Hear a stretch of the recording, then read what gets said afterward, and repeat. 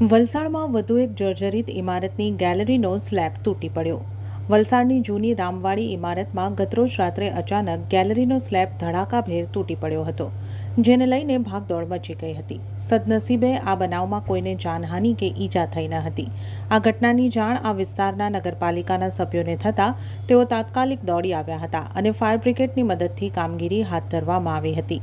અત્યંત જર્જરિત થઈ ચૂકેલી આ ઇમારતમાં રહેતા લોકોને ઘર ખાલી કરવા માટે પાલિકાના અધિકારીઓ અને સભ્યોએ સમજાવતા સ્થાનિક રહીશોએ ઘર ખાલી કરવાની ના પાડી દીધી હતી. આ બનાવની સ્થળ પરથી મળતી વધુ વિગતો પ્રમાણે વલસાડના રામવાડી વિસ્તારમાં સને 1950માં બનેલી જૂની રામવાડી ઇમારતમાં અંદાજે 60 જેટલા મકાનો આવેલા છે, જે ઇમારતને આજે અંદાજે 75 વર્ષ થઈ ગયા છે અને ઇમારત અત્યંત જર્જરિત થઈ ગઈ હોવાને લઈને ગતરોજ રાત્રે 9 વાગ્યાના સુમારે જૂની રામવાડી ઇમારતના પહેલા માળે આવેલા પેસેજનો ભાગ અચાનક ધડાકાભેર તૂટી પડ્યો હતો. સદનસીબે તે સમયે મકાનમાં કોઈ હાજર નહીં હોવાને લઈને કોઈને જાનહાનિ કે નુકસાન થયું ન હતું. આ બનાવ બનતાની સાથે જ ફાયર બ્રિગેડની ટીમ તાત્કાલિક ઘટના સ્થળે દોડી આવી હતી અને ઇમારતનો જર્જરિત થઈ ગયેલો ભાગ ઉતારવા માટેના પ્રયત્નો કર્યા હતા. અને વલસાડ નગરપાલિકાના અધિકારીઓએ સ્થાનિક લોકોને ઘર ખાલી કરવા અને અન્ય સ્થળે જતા રહેવા માટે જણાવતા સ્થાનિક રહેવાસી અજયભાઈ પટેલ અને અન્ય લોકોએ ના પાડી દીધી હતી. હાલ તો આ મુદ્દે જૂની રામવાડી ઇમારતને તોડી પાડવા માટે અટકળો ચાલી રહી છે.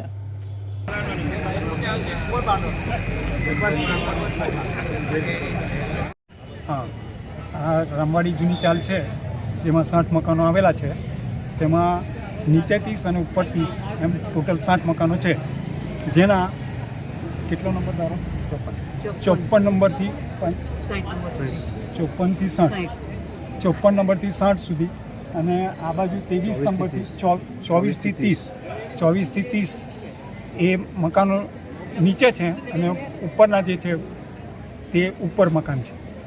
આજ રોજ 9 વાગે ચાલી તૂટી પડી છે.